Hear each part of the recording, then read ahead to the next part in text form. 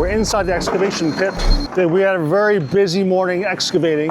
You don't want to be high, you want to be lower. Worst case scenario, we can always build something higher, but if you have it too high, you don't want to start digging things out. Welcome to CMGD TV. My name is Ian Fung. I'm a high-performance home builder in the city of Vancouver. I'm going to take you on this journey to build this duplex from ground zero to net zero. Today, we're finally breaking ground, so let's talk about excavation. All right, so there's two things you got to know before you start digging. Number one is where you're digging, and secondly, how deep you're digging. And all that information can be found in the set of plans. There's one thing I want to show you that we have to be very careful about, and that is the existing retaining wall that runs all along the east side of the property. Because this retaining wall belongs to the neighbor, we have to be extra careful during the course of our work, especially during the excavation. The last thing you want to do is disturb all the soil beneath the footings and have this wall crack, or even worse, collapse. We had a very busy morning excavating. Let's talk about the instruments and how they're being used to test the heights of the excavation. Let's go. Let's look at the LP, lead plug. The lead plug is located on the sidewalk. In this case, the lead plug's found here, is implanted into the sidewalk. And that has a number that's associated with it. Right now it's 171.1, meaning 171.1 above sea level. Let's break it down real quick. There are 4 steps to determine the required excavation depth. Step 1, identify the LP elevation and the basement slab elevation.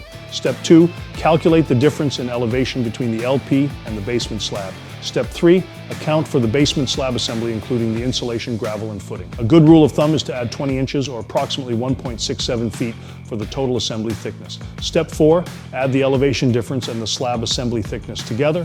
This gives us a total excavation depth of 6.69 feet.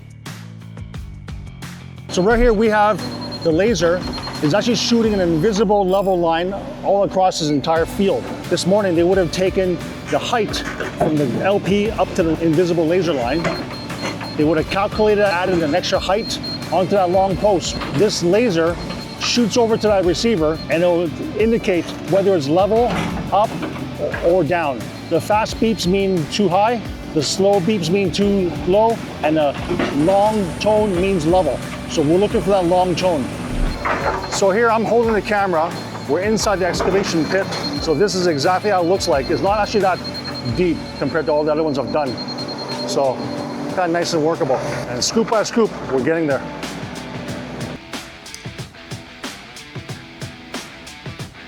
So it turns out our retaining wall is not built very well. It doesn't look like there's any reinforcement inside. The geotech and the engineer came by this morning, had a look.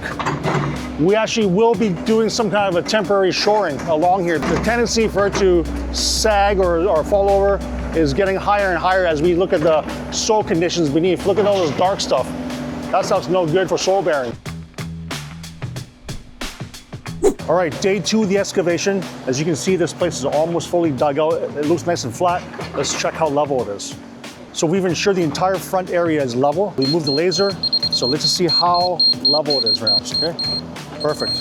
You don't want to be high, you want to be lower. Worst case scenario, we can always build something higher, but if you have it too high, you don't want to start digging things out. Okay, we're good. We're good. There, yep, we're good. As you can see, we're on hard pad right now, and it's actually, you need actually a jackhammer to break that open so we can plant the post properly. We need to embed those posts a foot inside the ground, so it's going to take a bit of work to get that loosened up. Everywhere you see a pink marker line is where a 6x6 post will be implanted in the ground. We have a very limited timeline to work with. In fact, the surveyors are coming tomorrow, the engineers are coming late on today, so it is crunch time. And let's introduce to you our carpenters on site. We have Greg and Henry from Anion Framing. These guys will be framing this house for us. You'll be seeing a lot of them during the course of this build. They have a lot of experience. Greg's been in the industry for 22 years, and Henry's been in the industry for over 40 years. So locally 40 years, so that's a ton of experience. The next step with them, we'll have them clear the rest of the dirt in the back there. Tomorrow, truck will come with the 3/4 crushed gravel to lay the bed of gravel for us to work with, and then the surveyors will be on site to pin out the locations of the corners of the building, and then we're going to start doing the formwork.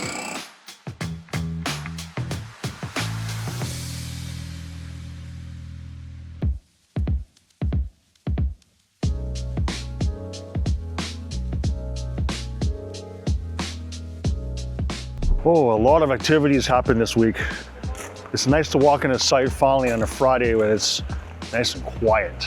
Let's recap the entire week. First of all, we identified the parcel of the areas which had to be excavated. We verified the depths of the excavation, got everything taken out of here. Then we discovered that the retaining wall on the adjacent property might be an issue because it's built without footing and the soil beneath it looks a bit questionable. So we decided to put a shoring wall in place. Then we got all the areas shored off for the surveyors to come in, engineer inspected it, approved it. The surveyors came in and pinned out all of their building locations. And now we're walking on top of a nice bed of gravel. It rained last night. If you see over here, there was like 1.5 inches of water that accumulated, right? And if you didn't have the gravel, you'd literally be walking around, you know, 1.5 inches of water. Like, who wants to work in that, right?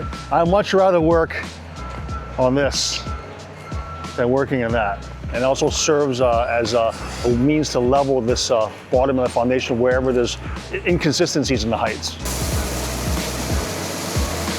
Working in small job sites in Vancouver, we're often limited by the amount of space we have to store material.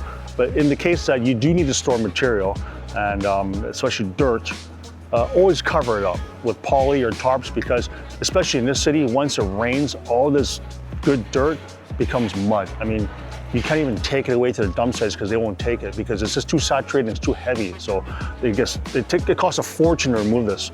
And if you're gonna be using it for backfill, you definitely don't want to be dumping mud inside your backfill area. So good practice, cover with poly, cover with tarps. So the surveyors have come and gone, and they've located the corners of the building indicated by the rebars that they've driven into the ground. They've tagged it with the pink ribbons. These rebars act as indicators where the extents of the building foundation are going to be located. So the framers will be placing their formwork directly over top of this, and each of these corners will correspond to the corner of the foundation. So as they start building up, they'll be referencing these points all along the way to make sure that we're not encroaching when we build our structure. So the next step, get the lumber in here, get the footings in place. There's gonna be a lot of activity next week, but I'm looking forward to a foundation being poured by the end of next week. So let's get this thing from ground zero, literally ground zero, to net zero. Feet beneath the enough bearing strength to keep the okay. We want to preserve the soil so it doesn't